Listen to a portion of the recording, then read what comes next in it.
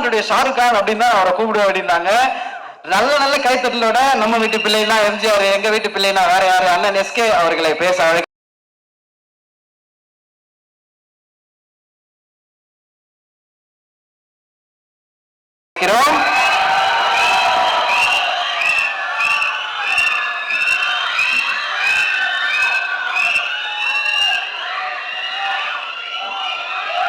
மேடையில் இருக்க பெரியவங்க, நண்பர்கள் எல்லாருக்கும் வணக்கம். அண்ட் வந்திருக்கிற பத்திரிகை, தொலைக்காட்சி, இணையதள நண்பர்கள், போட்டோகிராஃபர்ஸ், கேமராமேன் எல்லாருக்கும் வணக்கம். அண்ட் சூரியனனுடைய ரசிகர்கள் எல்லாருக்கும் என்னுடைய வணக்கம்.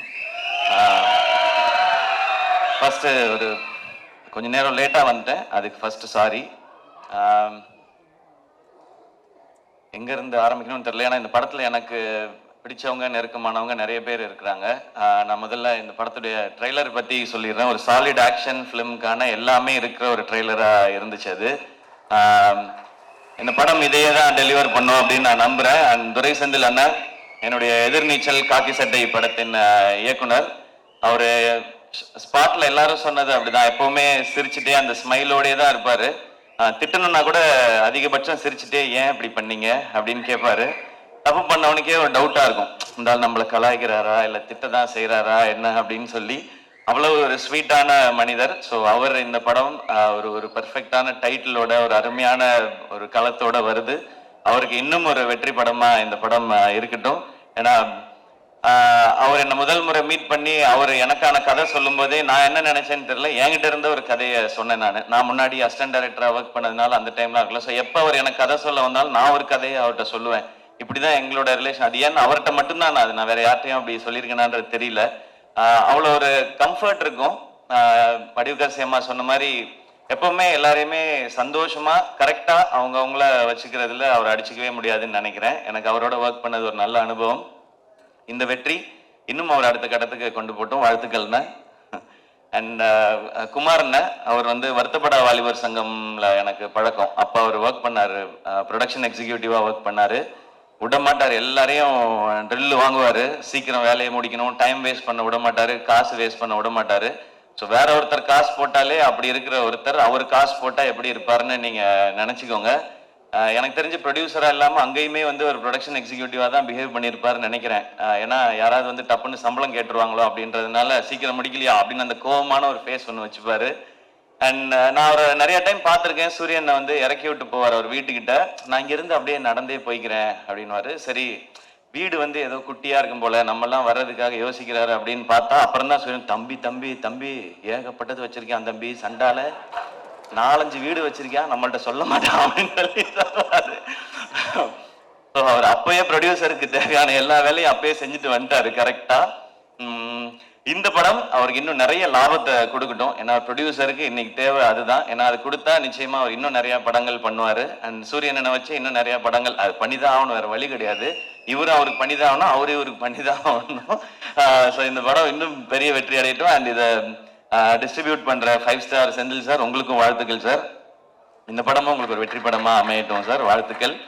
அண்ட் இந்த படத்தில் ஒர்க் பண்ண டெக்னீஷியன்ஸ் எல்லாருக்கும் விஷஸ். ஏன்னா ஒரு சாலிட் கண்டென்ட்டாக இருக்குது அப்படின்னா டெக்னிக்கல் டிபார்ட்மெண்ட் ரொம்ப ஸ்ட்ராங்காக வேலை பார்த்துருக்காங்கன்னு அர்த்தம். அண்ட் நான் சூரியனை பற்றி பேசிடுறேன். சூரியனை உண்மையிலே அண்ணன் தான். நான் ஜென்ரலாக இப்போ நான் திருச்சி பக்கத்துலேருந்து வந்ததுனால என்னை விட கொஞ்சம் வயசு மூத்தவங்களை பார்த்தா நான் அண்ணன் பேசி பழக்கம். எனக்கு அது சேனலில் இருக்கும் பொழுதுமே அப்படிதான், எல்லாரையும் அண்ணன் தான் கூப்பிடுவேன். அது ஒரு மரியாதை, இந்த ரெஸ்பெக்டுக்காக. பட் சூரியன் அண்ணன் எப்பவுமே ஆத்மார்த்தமா நான் அண்ணன் தான் கூப்பிடுவேன், அவரும் என்ன ஆத்மார்த்தமா தம்பின்னு தான் கூப்பிடுவாரு. இது சினிமா நட்பு அதெல்லாம் தாண்டின ஒண்ணு, அது எல்லாருக்குமே தெரிஞ்சது, அதை நான் தனியா சொல்ல தேவையில்லை. சூரியண்ணனுக்கு முதல்ல அவரை கதையின் நாயகனா நீங்க நடிக்கலான்னு சொல்லி அவருக்கு ஃபர்ஸ்ட் கதை சொன்னது நான் தான். அவருக்கு ஞாபகம் இருக்கான்னு தெரியல, ஏன்னா இப்ப பெரிய பெரிய டைரக்டர்ஸோட ஒர்க் பண்றாரு. ஸோ அப்போ புதுசா கதை சொன்னவங்களை ஞாபகம் வச்சிருப்பாரான்னு தெரியல. சீமராஜா ஷூட்டிங் அப்போ ஒரு டைம் கேப் இருந்தது. நீங்க ஏன்னு லீடா தம்பி சும்மா என்ன மாதிரி பேசிட்டு போகக்கூடாது, நான் பாட்டுக்கு ஒரு வண்டியை ஓட்டிக்கிட்டு இருக்கேன், குத்திவிடுவேன் குத்தி அப்படின்னு தான் சொன்னார் ஃபர்ஸ்ட். இல்லைண்ணா இந்த மாதிரி ஒரு கதை பண்ணுங்கண்ணே, ஒரு கதையில ஒரு அழகான கேரக்டரா எடுத்து நீங்க பிரதானமா வர மாதிரி பண்ணுங்கன்னு ஒரு கதை சொல்லி சொன்னேன்.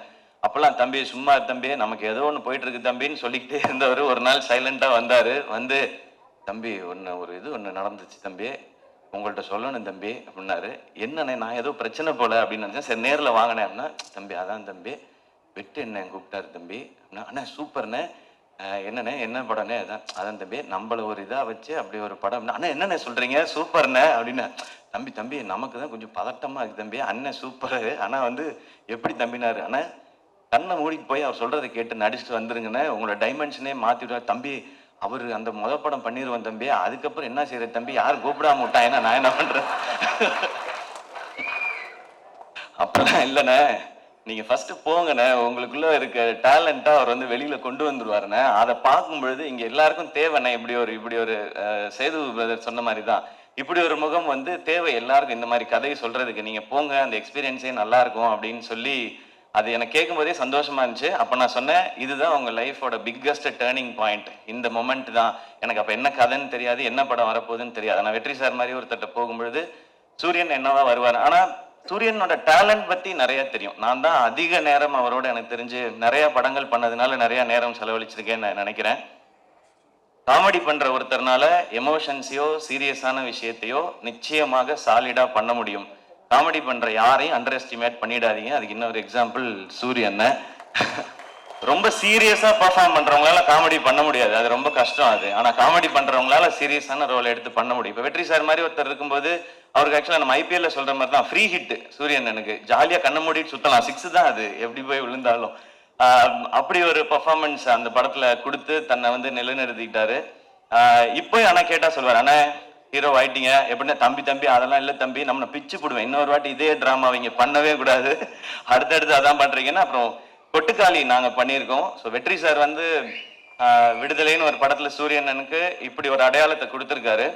அதுல இருந்து ஒரு பர்சன் கூட கீழே இறங்கிடக்கூடாது, அது கரெக்டா இருக்கணும்னு சொன்னாங்கன்னு சொன்னாங்க. ஆனா கொட்டுக்காளி படத்துல ஒரு ஸ்டெப் அதை விட நெக்ஸ்ட் ஸ்டெப் இருக்குன்னு நான் நம்புறேன் சார்.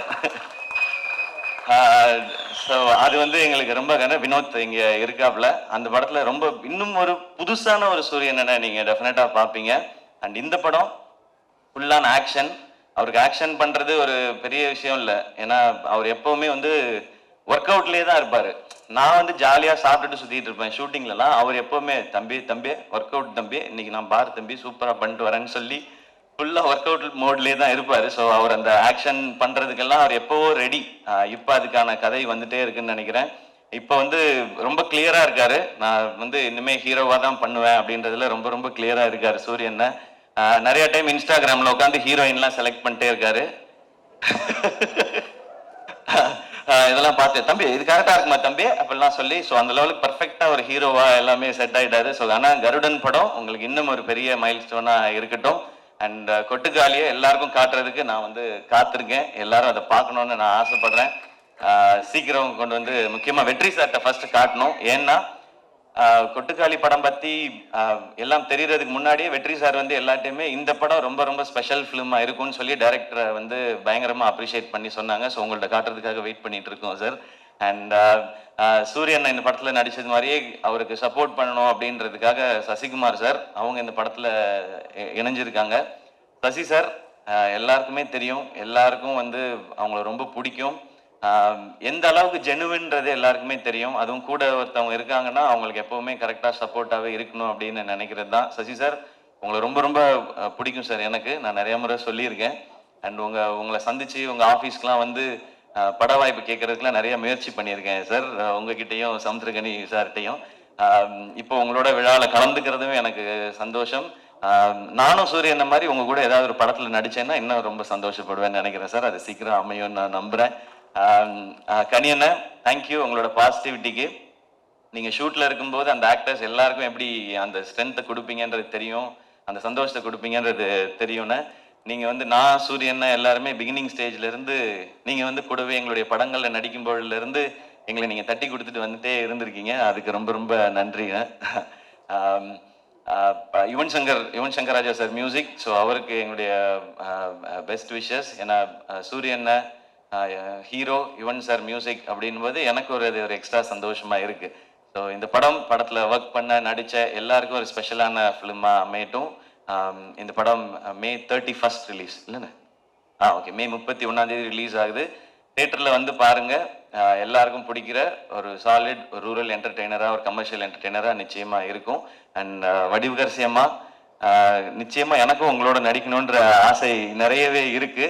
ஆனா அது ஏதோ சின்னதா பண்ணிடக்கூடாது. இது நான் மேடைக்காக சொல்லவே இல்லை. நான் லாஸ்ட் டைம் உங்கள்ட்ட போன்ல பேசும்போது சொன்னதுதான். உங்களோட இன்டர்வியூ பார்த்துட்டு இப்ப நீங்க இவ்வளவு சொன்னதுக்கு அப்புறம் ஒரு ரோல் அது இருக்குன்னா அது உண்மையிலேயே அது ஸ்பெஷலா இருந்து உங்களை கூப்பிட்டு அது கொடுத்தாதான் உங்களுக்கும் உங்களுடைய எக்ஸ்பீரியன்ஸ்க்கும் உங்களுடைய டேலண்ட்டுக்கும் நாங்க கொடுக்குற ரெஸ்பெக்டா இருக்கும்னு நான் நினைக்கிறேன். ஆல்வேஸ் லவ் யூ மா ஃபார் யர் ஜெனுவினிட்டி. நீங்க இவ்வளோ பெரிய எக்ஸ்பீரியன்ஸ்ல இருந்துட்டு இந்த பசங்கள்லாம் சின்ன பசங்க தானே அப்படிலாம் யோசிக்காம நீங்க அவ்வளோ அன்பா இருக்கீங்க. இது உங்கள்ட்ட இருந்து நாங்க கத்துக்க வேண்டிய குவாலிட்டின்னு நினைக்கிறேன். So once again thank you. இந்த விழா கூப்பிட்ட எல்லாருக்கும் என்னுடைய நன்றி. கருடன் மிகப்பெரிய வெற்றி அடையட்டும். நன்றி. Love you. தேங்க்யூண்ணா, தேங்க்யூ ஸோ மச். நெக்ஸ்ட் தம்பி ஒன்று நடந்துச்சு தம்பி, உங்கள்கிட்ட சொல்லணும் தம்பி அப்படின்னாரு.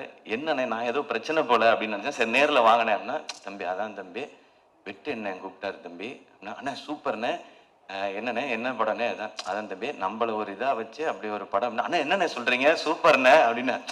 தம்பி நமக்கு தான் கொஞ்சம் பதட்டமாக இருக்குது தம்பி, அண்ணன் சூப்பரு ஆனால் எப்படி தம்பினாரு. அண்ணா கண்ணை மூடிட்டு போய் அவர் சொல்கிறத கேட்டு நடிச்சுட்டு வந்துருங்கண்ணே, உங்களோட டைமென்ஷனே மாற்றி விடுவார் தம்பி.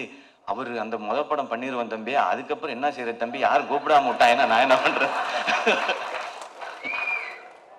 அப்பெல்லாம் இல்லைண்ணே, நீங்க ஃபர்ஸ்ட் போங்கண்ணே, உங்களுக்குள்ள இருக்க டேலண்டா அவர் வெளியில கொண்டு வந்துருவாருண்ணே. அதை பார்க்கும் பொழுது இங்க எல்லாருக்கும் தேவைண்ணே. இப்படி ஒரு சேது பிரதர் சொன்ன மாதிரி தான், இப்படி ஒரு முகம் தேவை எல்லாருக்கும். இந்த மாதிரி கதையை சொல்றதுக்கு நீங்க போங்க, அந்த எக்ஸ்பீரியன்ஸே நல்லா இருக்கும் அப்படின்னு சொல்லி அது எனக்கு கேட்கும் போதே சந்தோஷமா இருந்துச்சு. அப்ப நான் சொன்னேன், இதுதான் உங்க லைஃபோட பிக்கஸ்ட் டேர்னிங் பாயிண்ட், இந்த மொமெண்ட் தான்.